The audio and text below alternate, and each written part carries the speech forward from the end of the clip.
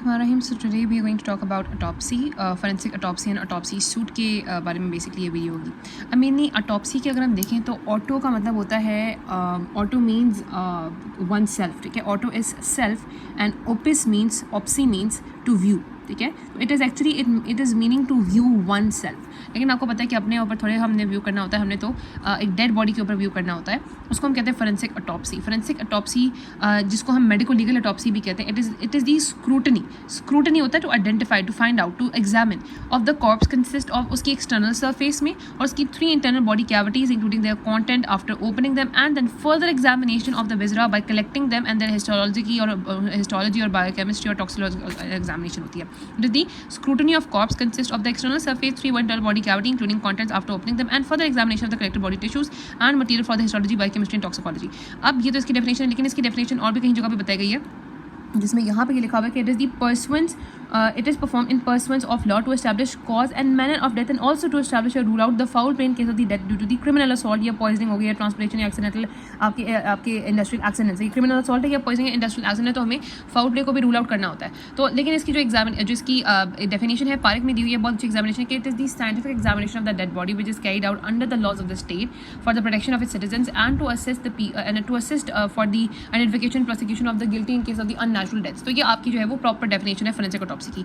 अभी जो ऑटोप्सी इसका रेट आहिस्ता आहिस्ता डिक्लाइन होता जा रहा है क्योंकि हमारे पास एक्चुअली टेक्निक्स इतनी ज़्यादा आ गई हैं। एक होती है ऑटोप्सी आपकी, आगे हम टाइप भी देखेंगे उसमें मैं आपको बताऊंगी। चलो इतनी ज़्यादा एक्चुअली टेक्निक्स आ गए, डायग्नोस्टिक टेक्निक जैसे हेमाटोलॉजी है, सेरोलॉजी है, हिस्टोपैथोलॉजी है, रेडियोलॉजी है, आपकी MRI है, अल्ट्रासोनोग्राफी है, आपकी ये जो कंप्यूटराइज टोमोग्राफी है, फिर आपके आइसोटोप्स है। इसकी इन टेक्निक्स की वजह से इसके थोड़ा कम हो गया है। फिर आपके पास हार्वर्ड और हेम्सन ने बताया था कि आपके पास जब हम देखते हैं तो आपके पास ऑटोप्सी करने के नुकसान ये होते हैं कि आप क्लिनिकल डायग्नोसिस में ऑटोप्सी फाइंडिंग कितनी डिफरेंस होती है जब हम कंपेयर करते हैं। तो 50% इससे डिसएग्रीमेंट थी, 50% इसमें एग्रीमेंट थी। अब आ जाते हैं टाइप्स ऑफ ऑटोप्सी जो कि बहुत इंपॉर्टेंट है। मेडिकल ऑटोप्सी होती है। अब मेडिकल ऑटोप्सी आपने रखना है कि आपके पास ना मेडिकल ऑटोप्सी के बहुत ज़्यादा नाम है, उसको निमोनिक से याद रखो, चैम्प।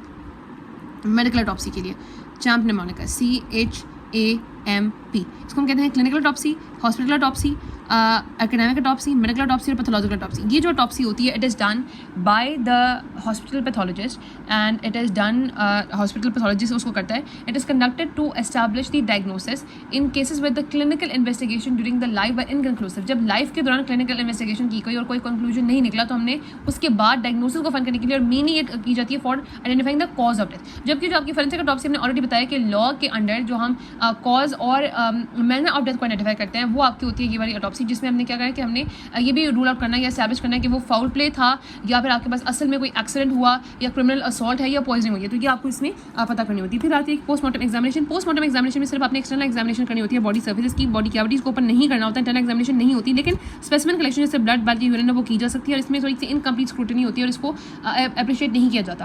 और लास्ट में साइकोलॉजिकल ऑटोप्सी। साइकोलॉजिकल ऑटोप्सी जो है वो यूजली आपके उस केसेस में की जाती है कि जब आपके हमने कहा कि it is an exercise which is done in the alleged suicide cases और it is done to identify the deceased mental state at the time of the death. के टाइम ऑफ द डेथ में उसकी mental state जो है वो कैसी थी। तो हमें जो है इसमें ये करना ही होता है कि हमें सुसाइड सफिशिएंट इन्फॉर्मेशन लेनी होती है to justify the inference of suicide, ठीक है। Sufficient information is required to justify the inference of suicide. इसमें इसकी इंपॉर्टेंट ये है कि जो पुलिस की रिपोर्ट्स होती है वो सफिशिएंट नहीं होती, तो इससे आपको सारे रिलेटिव से इन्फॉर्मेशन लेनी होती है और ओपिनियन जो है वो थोड़ा सा वूंड कॉम्प्लेक्स होता है, वो इट इज़ नॉट प्रॉपर क्योंकि पुलिस जो है वो उसकी ज़्यादा होमिसाइडल केसेस की तरफ आपको पता है होमिसाइडल केसेस में ज़्यादा पुलिस इंटरेस्टेड होती है, इन केसेस में इंटरेस्टेड ही नहीं होती। तो ना उसको यहाँ पे टेक्निकल डाटा इकट्ठा करना आता है तो हमें डाटा कौन सा चाहिए होता है, हमें इसमें बैकग्राउंड चाहिए होता है, कैरेक्टर चाहिए होता है, हैबिट्स उसको बताना चाहिए, personality, trait, quality of the relationship और अदर्स का आपको बताना चाहिए। बहुत इंपॉर्टेंट है आपका ऑटोप्सी सूट और खास तौर पे मैंने ऑटोप्सी सूट के बारे में ये वीडियो बनाई क्योंकि अक्सर लोगों को ऑटोप्सी सूट समझ नहीं आती।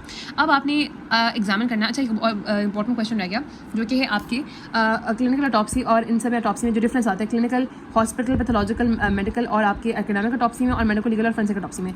सबसे पहले तो ये है कि जो क्लिनिकल ऑटोप्सी होती है it is only to identify the cause of death, but जब ये होती है it is to identify the cause and the manner. मैंने का मतलब है कि होमिसाइड है, सुसाइड है, एक्सीडेंट है, ठीक है। तो यहाँ पे आपको कंसेंट सी से आपको क्लिनिकल में consent is required from the relative next किन, जबकि यहाँ पे कंसेंट नहीं रिक्वायर्ड होता, ठीक है। अब यहाँ पे आपके पास ये है कि क्लिनिकल जो ऑटोप्सी है उसमें रिक्वेजिशन चाहिए हमें क्लिनिशियन से और कोई आपको लीगल अथॉरिटी लेटर नहीं चाहिए। लेकिन मेडिकल लीगल ऑटोप्सी में हमें रिक्वेजिशन चाहिए होती है, पुलिस चाहिए, हमें मजिस्ट्रेट और एक लीगल अथॉरिटी लेटर चाहिए होता है। फिर यहाँ पे जो ऑटोप्सी रिपोर्ट होती है वो हम क्लिनिशियन को देते हैं, यहाँ पे ऑटोप्सी रिपोर्ट हम पुलिस या मजिस्ट्रेट को देते हैं। फिर यहाँ पे necessary test are done in the concern laboratory, जबकि यहाँ पे जो मटीरियल को हमने एग्जामिन करना होता है उसको हम पंजाब फोरेंसिक साइंस लेबोरेटरी में भेजते हैं। फिर दूसरा ये कि आपकी जो क्लिनिशियन ऑटोप्सी होती है ना तो सी से रखना है कि आपके पास एक तो ये कंसर्न लैब में होती है, दूसरा ये इसमें कंसेंट रिक्वायर होता है, दूसरा ये कि कंप्लीट हो सकती है या पार्शल हो सकती है। लेकिन ये वाली जो आपके पास होती है मेडिकल लीगल हमेशा कंप्लीट होती है, जिसकी वजह से जो है ना वो यही यूजुअली परफॉर्म की जाती है। पाकिस्तान में मेडिकल लीगल होती है, मेडिकल इतनी परफॉर्म नहीं की जाती, ठीक है। तो ये आपके पास इसमें डिफरेंसेस थे, बहुत इंपॉर्टेंट थे। अब यहाँ पे हम आ जाते हैं ऑटोप्सी सूट के ऊपर, ठीक है। अब ऑटोप्सी सूट क्या होता है, एक ऐसा प्रेमिसेस है, ऐसी बिल्डिंग है, ऐसी जगह है जहाँ पे ऑटोप्सी परफॉर्म की जाती है। वहाँ पे क्या क्या चीज़ें होनी चाहिए, बड़ी टेक्निकली डिज़ाइन होनी चाहिए, ठीक है, क्योंकि ऑब्वियसली एक डिफरेंट काम हो रहा है यहाँ पे, कोई यूजुअल काम तो नहीं हो रहा ना, एक डिफरेंट अनयूजुअल सा काम है। प्रॉपर्ली बिल्ट होनी चाहिए, फुली इक्विप्ड होनी चाहिए, और वहाँ पे सफिशिएंट क्वांटिटी होनी चाहिए पैरामेडिकल स्टाफ की, ताकि जो है ना वो हमेशा जो है वो आपके पास फोरेंसिक के लिए, वो ऑटोप्सी के लिए अवेलेबल हो। अब यहाँ पे जगह क्या होती है, एक आपका रजिस्ट्रेशन या रिसेप्शन एरिया होता है, एक वहाँ पे व्हीकल पार्किंग होती है, जो पुलिस है उसके साथ गाड़ी है उसने पुलिस को पार्क भी करना है, एक वहाँ पे एस्कॉर्टिंग पुलिस होती है, वहाँ पे पब्लिक मीटिंग एरिया होता है, सब टॉयलेट होता है, ठीक है। अब आगे हम देखेंगे कि इनकी जो लोकेशन है वो भी आपको पता होना चाहिए कि पब्लिक मीटिंग एरिया कहाँ होना चाहिए, ठीक है। अब एक होता है लार्ज ऑटोप्सी रूम, और वहाँ पे जितना ऑटोप्सी रूम है उसी के हिसाब से प्रोपोर्शनेटली ऑटोप्सी टेबल्स होते हैं in accordance with the area population serve with the forensic medical examiner officer, और साथ ऑटोप्सी रिकॉर्ड रूम होना चाहिए। साथ हमने कहा कि आपकी जो ऑटोप्सी है उसके लिए एक स्टोरेज होती है, ऑब्वियसली जहाँ पे रेफ्रिजरेशन जिसको कहते हैं उसको, ऑटोप्सी से पहले जहाँ पे उसको रखते हैं वहाँ पे उसकी एक स्टोरेज होनी चाहिए, जो कि ऑब्वियसली एक फ्रीजर ही होता है। फिर एक्सरे एग्जामिनेशन और फिल्म डेवलपमेंट अरेंजमेंट होनी चाहिए। साथ वहाँ पे हमने कहा था कि एक रूम होना चाहिए जिसके अंदर कंटेनर्स हो, प्रिजर्वेटिव्स हो, डिसइंफेक्टेंट्स हो, स्लाइड्स हो, इंस्ट्रूमेंट हो, और आपके पास स्टरलाइजेशन की अरेंजमेंट हो। साथ ऑफिस होते हैं क्लरिकल स्टाफ के और पैरामेडिकल स्टाफ की, ठीक है। फिर आपके पास जो चीज़ें होनी चाहिए वो ये कि प्लेंटी ऑफ वाटर होना चाहिए, बहुत ज़्यादा साफ सफाई का ख्याल रखना होता है। आपने टॉप्सी रूम को भी क्लीन करना है, और टॉप्सी टेबल को भी क्लीन करना है, और आपने जो बॉडी है उसको भी क्लीन करना है। तो plenty amount of water available होना चाहिए, सफिशिएंट लाइट होनी चाहिए, इलेक्ट्रिकल आउटलेट भी सफिशिएंट होने चाहिए, क्योंकि आपने एक्स्ट्रा एग्जामिनेशन करनी है, वीडियो भी वहाँ पे लगी होती है, कैमरा रिकॉर्डर होता है, वीडियो रिकॉर्डर होता है, और साथ साथ वहाँ पे इलेक्ट्रिकल आउटलेट्स के ऊपर आपने वाटरप्रूफ कवरिंग भी होती है, क्योंकि हमें वाटर भी प्लेंटी चाहिए, ठीक है। उसके बाद ऑटोप्सी सूट का डिजाइन किस तरह से होता है, डिजाइन इस तरह का होना चाहिए कि जो आपका फोरेंसिक मेडिकल एग्जामिनर का रूम है और जो ऑटोप्सी रिकॉर्डिंग रूम है वो एक साथ स्टडेड होने चाहिए, क्योंकि आपके पास जितनी भी हमने रिकॉर्डिंग करनी है, जो भी हमने व्यू करना है, वो बहुत ही कॉन्फिडेंशियल होता है और उसकी सिक्योरिटी को हमने मेंटेन रखना होता है। और जो पब्लिक मीटिंग एरिया होता है वो गेट के करीब होना चाहिए, क्योंकि पब्लिक को यहाँ पे देखने की कोई जरूरत नहीं होती, पब्लिक अक्सर फेन भी कर जाती है ये जगह, पब्लिक को थोड़ी सिखाते हैं ये, ठीक है। उसके बाद यहाँ पे आप देखते हैं कि जो कॉप्स की एंट्री एरिया होता है, अच्छा जो कॉप्स यहाँ पे एंटर करना है वहाँ पे उस गेट पे कोई ऑब्स्ट्रक्शन नहीं होनी चाहिए, और वहाँ पे वो अच्छा खुला सा गेट होना चाहिए, और वहाँ पे एंट्री डोर ऑफ पब्लिक जो है वो सेपरेट होना चाहिए, वो नहीं होना चाहिए, ठीक है। फिर फ्लोर जो है वो ब्लू आइस ब्लू टाइल से क्लीन हो, इम्पर्वियस होता है, क्योंकि क्लीनिंग और वॉशिंग ईजी हो। और वाटर जो है वो कहते हैं कि वॉशिंग के लिए वाटर कहाँ से आता है, ऊपर फ्लोर से आता है, सीलिंग से आता है। और फिर जो ड्रेनेज होती है वो पोस्टमार्टम टेबल की हुई है, ऑटोप्सी रूम की हुई, एक ओपन गली में होती है, और उस ओपन गली से फिर वो आपके पास पूरा जो बाहर वाला ड्रेनेज सिस्टम होता है वहाँ पे जाता है। अब जो लाइट है वो बहुत इंपॉर्टेंट है। सबसे पहले तो ये कि नेचुरल लाइट का इंतजाम होना चाहिए, जो कि नॉर्थ से आ रही है। अगर नेचुरल लाइट नहीं है तो आपके पास एक geometrically arrange chromium plated parabolic raster system होता है, इस तरीके के ये होना चाहिए, आपको याद रखना पड़ेगा कि geometrically arrange chromium plated parabolic raster system होता है। अगर ये भी नहीं है तो होती हैं ice blue fluorescent electrical tubes होती हैं, ice blue fluorescent electrical tubes होती हैं, और वो कहते हैं कि ये जो ट्यूब्स होती हैं ये आपने मेक श्योर करना है कि ये सफिशिएंट है, क्योंकि आप डिफ्रेंशिएट कर सको इस लाइट से कि आपके पास जो कलर कॉप्स के ऊपर है वो आपकी स्ट्रेन की वजह से, सॉरी आपकी ये जो है वो ब्रूस की वजह से है, या ट्रॉमा की वजह से है, या पोस्टमार्टम लिविडिटी है, या क्या है, ठीक है ना। इसके अलावा मिनिमम वो कहते हैं 90 लुमेन होनी चाहिए, जो टेबल लेवल है ना उसमें 90 लुमेन होनी चाहिए ice blue fluorescent electrical tube के। फिर आपको इलेक्ट्रिकल आउटलेट चाहिए होती है, जो कि इलेक्ट्रिकल सॉ के लिए, एक्सरे एन्यूमिनेटर के लिए, कैमरा के लिए, वीडियो रिकॉर्डर के लिए चाहिए होता है, और उनको कवर होना चाहिए विद वाटर प्रूफ कवरिंग, क्योंकि ऑब्वियसली वाटर भी बहुत ज़्यादा वहाँ पे होता है। फिर आपकी स्टेरलाइजेशन हमने करनी होती है ऑटोप्सी रूम की। ये सारा कुछ करने के बाद तो हम पहले डिसइंफेक्टेंट से वॉल्स को साफ करते हैं, और डिसइंफेक्टेंट से साफ करने के बाद हम जो आपकी सीलिंग है ना,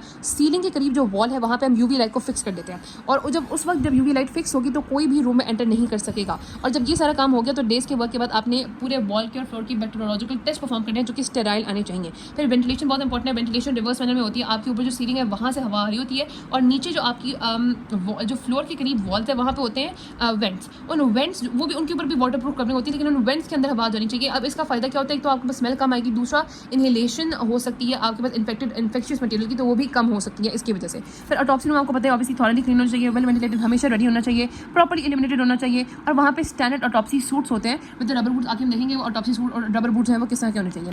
अब जो कॉर्प्स है जब वो आता है ऑटोप्सी सूट में, तो एक कॉर्प्स कैरियर के थ्रू आता है या एम्बुलेंस डायरेक्ट के थ्रू आता है, उसको हमने रेफ्रिजरेशन यूनिट तक पहुँचाना होता है। अब नॉर्मली जो डेड बॉडी आती है ना आपके हॉस्पिटल से अगर सीधा आ रही है तो उस पर एक स्ट्रेचर होता है, स्टेनलेस स्टील स्ट्रेचर है, विच इज़ क्या कह सकते हैं कि इट इज़ उसकी जो लिड है it is mounted on a wheeling trolley, ठीक है। तो व्हीलिंग ट्रॉली पे जो उसकी लिड होती है वो माउंट हुई होती है, ये लिड है आपके पास उस स्टेनलेस स्ट्रेचर की, वो व्हीलिंग ट्रॉली पे माउंट हुई होती है, ऑब्वियसली इसको इजीली मूव कर सकें। फिर जैसे ही वो आता है तो उसका एक स्टेनलेस स्टोरेज ट्रे पे पुल किया जाता है, स्टेनलेस स्टोरेज ट्रे के ऊपर एक लिनन शीट होनी चाहिए ताकि जो ऑटोप्सी है वो उस पर चिपक ना जाए। अब अगर हमारे पास इन्फेक्टेड बॉडी तो ऑब्वियसली हमने इन्फेक्शन को प्रिवेंट करना है, तो हमने उसको एक क्या कह सकते हैं आपका जो एयर प्रूफ प्लास्टिक बैग में उसको रखते हैं, और उसको जो है वो हम नायलॉन जिपर से फिट कर लेते हैं, टाइट कर लेते हैं, और इसके ऊपर एक वार्निंग रेड टिकट लगा देते हैं, क्योंकि ऑब्वियसली जो ऑटोप्सी परफॉर्म करेगा उसको भी डिफरेंशिएशन करना आना चाहिए। फिर मॉर्चरी जो फ्रीजर होते हैं, अब मॉर्चरी कैबिनेट फ्रीजर इस तरह के होते हैं, आपके पास या तो वो 2 यूनिट हो सकते हैं, 2 जो है वो बॉडी यूनिट हो सकते हैं, या 6 बॉडी यूनिट होते हैं। और अगर फॉर एग्जाम्पल किसी का ऑटोप्सी लोड जो है वो ज़्यादा किसी ऑटोप्सी सेंटर का, तो वहाँ पे ऑब्वियसली जैसे अगर 100 ऑटोप्सी लोड है तो उसका मतलब यहाँ पे 6 यूनिट जो है वो एटलीस्ट होने चाहिए। अब यहाँ पे अब ये फिक्स हो सकते हैं, वर्टिकली भी हो सकते हैं इस तरह से जैसे अभी पड़े हुए हैं, हॉरिजॉन्टली पड़े हुए हैं, और वर्टिकली भी फिक्स हो सकते हैं। अब आपको बताना चाहिए कि इनका जो डोर है वो छोटे होते हैं, डोर इसलिए छोटे होते हैं ताकि अंदर फ्रीजर है ना, तो फ्रीजिंग जो टेम्परेचर है वो मेंटेन रहे, और आपके पास टेम्परेचर अगर खोले तो वो टेम्परेचर ऑल्टर ना हो, ठीक है। दूसरा वो कहते हैं कि आपके पास वही हमने कहा कि annual autopsy load for example 100 है, तो आपको जो है वो 6 बॉडी यूनिट होने चाहिए। फिर एक बहुत इंपॉर्टेंट जो आपके पास एमसीक्यू में पूछा जाता है आपका, अच्छा फिर वो कहते हैं कि आपके पास ऑटोप्सी लोड है वो बढ़ भी जाता है जब आपके पास फॉर एग्जाम्पल बॉडी थोड़ी देर के लिए आती है, जैसे बरियल से पहले या क्रिमेशन से पहले बॉडी आई तो ऑटोप्सी लोड थोड़ा बढ़ जाता है। अब जो डोर होने चाहिए ना आपके पास इन ऑटोप्सी के, वो छोटे छोटे डोर होने चाहिए। और दूसरा ने बताया कि यहाँ पे जो टेम्परेचर होता है वो क्या होता है, प्री ऑटोप्सी टेम्परेचर होता है +4 से कम नहीं जाना चाहिए, अदरवाइज टिश्यू फ्रीज कर जाएगा। हमने माइक्रोस्कोपिक एग्जामिनेशन टिश्यू की करनी होती है, जबकि जो पोस्टमार्टम एग्जामिनेशन होती है उसमें आपके पास -20 तक टेम्परेचर भी हो सकता है, मतलब जो पोस्टमार्टम टेम्परेचर है, ठीक है। और दूसरा ने ये बताया कि आपके पास वहाँ पे जैसे दरवाजा खोलते हैं तो वहाँ पे एक आइडेंटिटी होल्डर होता है, आइडेंटिटी होल्डर के ऊपर कॉप्स का नाम लिखा हुआ होता है उसकी आइडेंटिटी के लिए, ठीक है ना। और उसको ऑब्वियसली हमने कहा कि मॉर्चरी को हमने यहाँ पे रखना है, तो एक हाइड्रोलिक लिफ्ट ट्रॉली होती है, और हाइड्रोलिक लिफ्ट ट्रॉली से हम उसको यहाँ पे रखते हैं। फिर आपका टॉप्सी टेबल, ये बहुत इंपॉर्टेंट है कि टॉप्सी टेबल है वो स्टेनलेस स्टील का होता है, पहले पोर्सलिन का होता था। पोर्सलिन के नुकसान के अंदर कि वहाँ पे टेंडेंसी टू चिप ऑफ होती है, दूसरा वहाँ पे जो पोर्सलिन के अंदर क्रैक्स होते हैं उसमें बायोलॉजिकल मटेरियल रख सकता है। लेकिन आपका जो स्टेनलेस स्टील का टेबल है ऑल्दो ये एक्सपेंसिव होता है, लेकिन इसके फायदे क्या है कि आपकी एक built in flat perforated surface होती है जो कि बहुत अच्छी होती है। वाटर जो है ना यहाँ पे वॉश डाउन अरेंजमेंट होती है। दूसरा वहाँ पे एग्जॉस्ट कैनाल होता है जहाँ से एग्जॉस्ट यूनिट में चले जाते हैं, तो ज़रा ईजी आपका रह जाता है। प्लेंटी ऑफ वाटर जो है वो आपके उस टेबल पे अवेलेबल होना चाहिए। वाटर जो है उसकी ड्रेनेज होती है टू वॉशिंग सिंक पे। स्टरलाइज सेट होना चाहिए आपके रिकमेंडेड इंस्ट्रूमेंट का, स्टरलाइज सेट हो चाहिए, कुछ रिकमेंडेड इंस्ट्रूमेंट इनका स्टरलाइज सेट होना चाहिए, साथ एक रिजर्व सेट भी होना चाहिए। और ये भी बहुत इंपॉर्टेंट है कि जो कटिंग इंस्ट्रूमेंट है वो शार्प होने चाहिए, क्योंकि आपको पता है पोर्ट्रेट फैक्टर जो चेंजेस आ जाती है तो बॉडी थोड़ी हार्ड हो जाती है, इसको काटने के लिए आपको एक जो है ना वो शार्प इंस्ट्रूमेंट चाहिए होता है। फिर अब बहुत जब आपने ये सारे इंस्ट्रूमेंट परफॉर्म कर लिए, उससे सारा कुछ स्टॉप करिए, तो आपने इन इंस्ट्रूमेंट को अच्छे से क्लीन करना है, डिसइंफेक्ट करना है। फिर आपने इनको इमर्स करना है एक डाइल्यूट 1:40 लाइसोल सोल्यूशन में 2 घंटे के लिए ऑटोक्लेविंग से पहले। ऑटोक्लेविंग आपको पता है कि अंडर स्टीम हॉट प्रेशर में अप्लाई करते हैं, उसको डिसइंफेक्ट करते हैं। फिर अच्छा यहाँ पे बात है कि प्रोटेक्टिव ड्रेस है, जो प्रोटेक्टिव ड्रेस होता है वो किस तरह से एक ऑपरेटिंग गाउन है जो कि आपके पास प्लास्टिक एप्रॉन है और साथ उसके साथ एक हुड है, और आपकी जो बूट्स हैं वो आपके एयर प्रूफ और वाटर प्रूफ होते हैं, फुल लेंथ के होते हैं। और आपको ऑब्वियसली जब आपने ऑटोप्सी परफॉर्म किया तो आपने इन सबको डिसइंफेक्ट करके आपने जो उसको भेजना है आपके लेबॉर्ट्री में, ठीक है। और दूसरे रिक्वायरमेंट कुछ सक्शन होते हैं, जैसे आपको प्लूरल या एसेटिक या दूसरे फ्लोर है तो उसके लिए सक्शन रिक्वायर होती है, साथ एक्स्ट्रा मशीन होती है। ये कुछ आपके पास इंस्ट्रूमेंट्स है जो भी इंपॉर्टेंट है, ठीक है। आपको बताना चाहिए जो शेयर है वो रिप्स कटिंग के लिए चाहिए होती है।